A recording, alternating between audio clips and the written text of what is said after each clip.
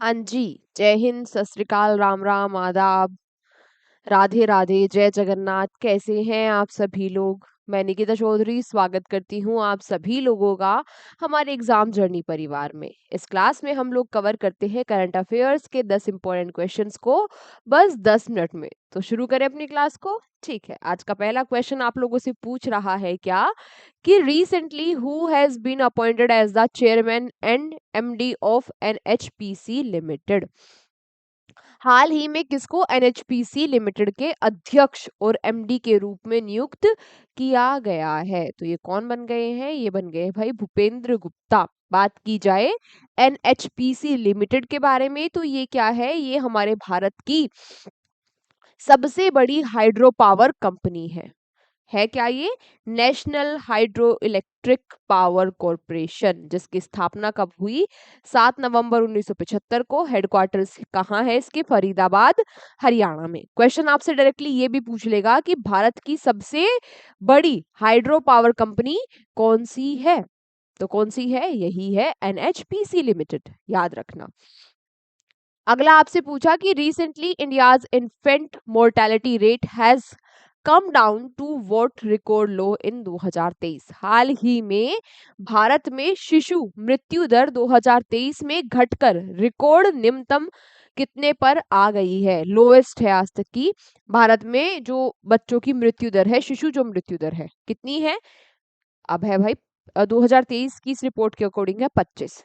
ठीक है, ये जो रिपोर्ट है ये इशू की गई रजिस्ट्रार जनरल ऑफ इंडिया के द्वारा। रिपोर्ट क्या है? ये sample registration system report for 2023 2023 के लिए रिपोर्ट है। इस रिपोर्ट में बताया गया कि भारत में जो मोर्टेलिटी रेट थी वो 2013 में 40 हुआ करती थी, लेकिन अब ये 37.5% घटकर मात्र 25 रह गई है। ठीक है, इस रिपोर्ट में और बताया गया कि जो मध्य प्रदेश और छत्तीसगढ़, उत्तर प्रदेश है, यहाँ पर हाईएस्ट मोर्टेलिटी रेट है। यहाँ की जो शिशु मृत्यु दर है वो सबसे ज्यादा है। कितनी? 37। सबसे कम है मणिपुर में 3। जो 21 बड़े राज्य हैं उन 21 बड़े राज्यों में सबसे कम शिशु मृत्यु दर है केरला की 5, और ये मणिपुर के बाद दूसरे नंबर पर आता है। इसके अलावा भारत के जो ग्रामीण क्षेत्र है वहां पर मृत्यु दर 44 हुआ करती थी, लेकिन अब घटकर 28 रह गई है। भारत के जो शहरी एरिया है, अर्बन एरिया है, यहाँ पर मृत्यु दर 27 हुआ करती थी, लेकिन अब घटकर 18 रह गई है। इस रिपोर्ट में और क्या बताया गया? इस रिपोर्ट में बर्थ रेट और डेथ रेट भी बताए गए। ठीक है, हमारे देश में बर्थ रेट और जन्म दर और मृत्यु दर भी घटी है, ये भी इस रिपोर्ट में बताया गया। भारत में जो मृत्यु दर हुआ करती थी 1971 में, सॉरी, जो जन्म दर हुआ करती थी, बर्थ रेट हुआ करता था 1971 में, वो 36.9 हुआ करता था। अब कितना है?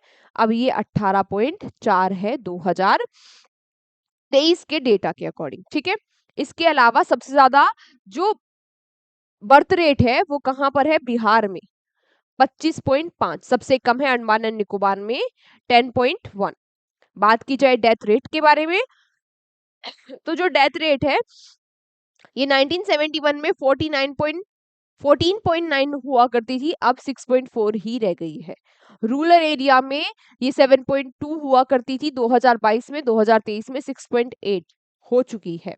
इसके अलावा जो शहरी एरिया है वहां 2022 में ये 6 थी, अब हो चुकी है 2023 में, 2023 की इस रिपोर्ट के अनुसार 5.7। सबसे कम जो डेथ रेट है वो है चंडीगढ़ का 4, और सबसे ज्यादा है छत्तीसगढ़ का 8.3।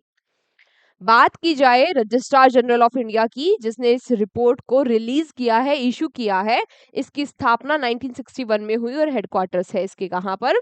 न्यू दिल्ली में। ठीक है, जो registrar general and census commissioner है भारत के, वो कौन है? मृत्युंजय कुमार नारायण, नाम इनका आप याद रखना। नेक्स्ट आपसे क्या पूछ रहा है कि who will receive the professor V के गोकक अवार्ड? प्रोफेसर वी के गोकक पुरस्कार 2025 में किसे प्रदान किया जाएगा? तो 2025 में ये अवार्ड मिलेगा आनंद वी पटेल को, है ना। उनकी बेहतरीन साहित्य के लिए ये पुरस्कार दिया जाएगा। बात की जाए ये पुरस्कार है क्या, किसके नाम पर दिया जाता है, तो प्रोफेसर विनायक कृष्ण गोकक को सम्मानित करने के लिए ये पुरस्कार दिया जाता है। ये कौन थे?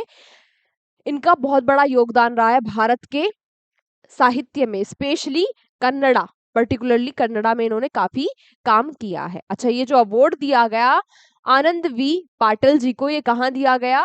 बेंगलुरु में। ठीक है, ये बात भी आप याद रखना। Next, recently who has launched his novel the Chola tigers avengers of Somnath? हाल ही में किसने अपना ये उपन्यास नोवेल लिखा है, द चोला टाइगर्स? ये किसका नोवेल है? ये नोवेल है भाई किसका? अमीश त्रिपाठी का। इस नोवेल में इन्होंने क्या बताया है? इन्होंने बताया है चोला डायनेस्टी के बारे में, कैसे उन्होंने सोमनाथ पर जो हमला हुआ, लूट हुई, उसका बदला लिया। ठीक है, इसके बारे में बात की गई है इस नोवेल में। Next, recently India has developed which rare anti doping reference material to strengthen drugs testing mechanism? क्या कहा कि हाल ही में भारत ने दवा प्रशिक्षण तंत्र को मजबूत करने के लिए कौन सी दुर्लभ एंटी डोपिंग संदर्भ सामग्री विकसित की है?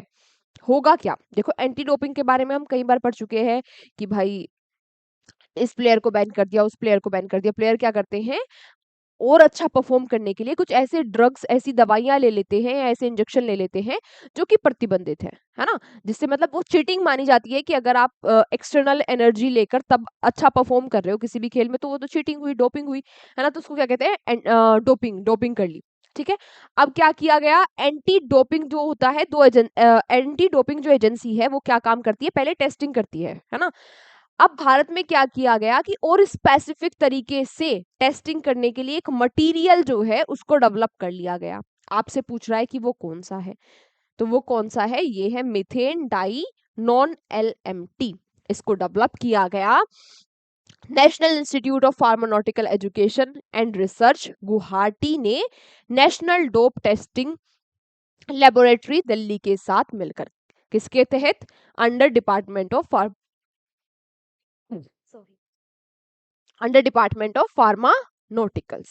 ठीक है, चलो अगला क्वेश्चन क्या पूछा आपसे कि recently department of promotion of industry and internal trade DPIIT has signed in memorandum of understanding with whom to boost startups? हाल ही में उद्योग और आंतरिक व्यापार संवर्धन विभाग ने स्टार्टअप्स को बढ़ावा देने के लिए किसके साथ एक समझौता ज्ञापन पर हस्ताक्षर किए हैं? तो ये समझौता कर लिया है DPIIT ने ICICI बैंक के साथ। फिर आपसे पूछा कि where was the royal Bhutan Buddhist temple inaugurated recently? हाल ही में कहाँ रॉयल भूटान बुद्धिस्ट मंदिर जो है इसका उद्घाटन किया गया? तो ये बुद्ध मंदिर कहाँ पर बनाया गया? बिहार में, बिहार के पर्टिकुलरली राजगीर बिहार में। ठीक है, इसका इनोग्रेशन करने के लिए यहाँ पर भूटान के प्राइम मिनिस्टर शेरिंग तोब्गे भी आए, है ना। इसके साथ साथ यहाँ पर और कौन मौजूद थे? हमारे जो केंद्रीय मंत्री है माइनॉरिटी अफेयर्स के लिए, किरण रिजिजू। ठीक है, चलो according to recent report which state have crossed 50% coverage of unique disability ID UDID card issuance. हाल ही में हालिया रिपोर्ट के अनुसार किन राज्यों ने विशिष्ट विकलांग ID UDID कार्ड जारी करने का 50% कवरेज पार कर लिया है? तो देखो, अच्छा पहले पार किसने कर लिया है? पार कर लिया है तमिलनाडु, मेघालय, उड़ीसा और कर्नाटका ने। अच्छा, ये है क्या? ये है भाई, ये एक स्पेशल आईडी है उन लोगों के लिए जो डिफरेंटली एबल है या फिर जो पर्सन विद डिसेबिलिटीज है, जिन जो विकलांग लोग हैं उन लोगों के लिए आईडी होती है। इस आईडी के थ्रू उन लोगों को क्या मिल जाएगा? उन लोगों को स्कॉलरशिप में फायदा मिलेगा, जॉब में रिजर्वेशन का फायदा मिलेगा, तो बहुत सारे उन लोगों को फायदे मिलेंगे।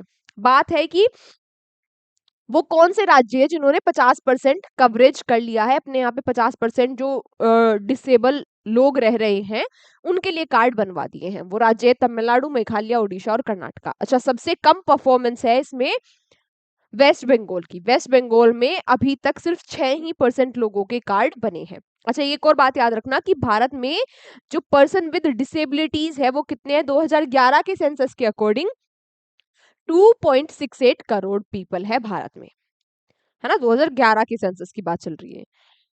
अगला आपसे पूछा कि what is the name of the biggest anti Naxal operation conducted on Karregutta hills along the Chhattisgarh Telangana border. पहले बात ये करेगुट्टा जो हिल्स है कहाँ है, छत्तीसगढ़ और तेलंगाना के बॉर्डर पर है। यहाँ पर एक एंटी नक्सल ऑपरेशन चलाया गया। आपसे पूछ रहा है कि इस ऑपरेशन का नाम क्या है, तो याद रखना इस ऑपरेशन का नाम है ऑपरेशन ब्लैक फॉरेस्ट। इसको हमारी CRPF central reserve police force ने छत्तीसगढ़ पुलिस और डिस्ट्रिक्ट रिजर्व गार्ड्स के साथ मिलकर, और कौन थे इसमें, commando battalion of resolute action, इन सब ने साथ मिलकर ये ऑपरेशन यहाँ पर चलाया। कहाँ पर, तेलंगाना छत्तीसगढ़ के बॉर्डर पर, जो ये हिल्स है यहाँ पर, ठीक है।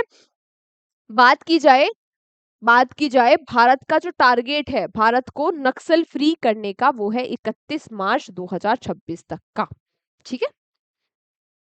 आज का हमारा आखिरी क्वेश्चन पूछ रहा है आपसे कि who was Giorgio Armani who has died recently. जो ये जॉर्जियो अरमानी थे जिनका भी हाल ही में निधन हो गया, ये कौन थे, ये कौन थे भाई, ये डिजाइनर अरमानी। हाँ, अरमानी सुना है। अरमानी का ये लेना है, अरमानी का वो लेना है। चलो, ये क्या थे, एक डिजाइनर थे। इनका भी हाल ही में हो गया है निधन 91 की उम्र में। आज की क्लास हमारी यहीं तक थी। अब आप लोगों से मुलाकात होगी अगले सेशन में। तब तक आप लोग यूं ही हंसते रहिए, मुस्कुराते रहिए, अपना रिवीजन शिद्दत और ईमानदारी के साथ करते रहिए। इस क्लास की पीडीएफ आपको मिल जाएगी हमारे एग्जाम जर्नी के टेलीग्राम चैनल पर। Take care, bye bye.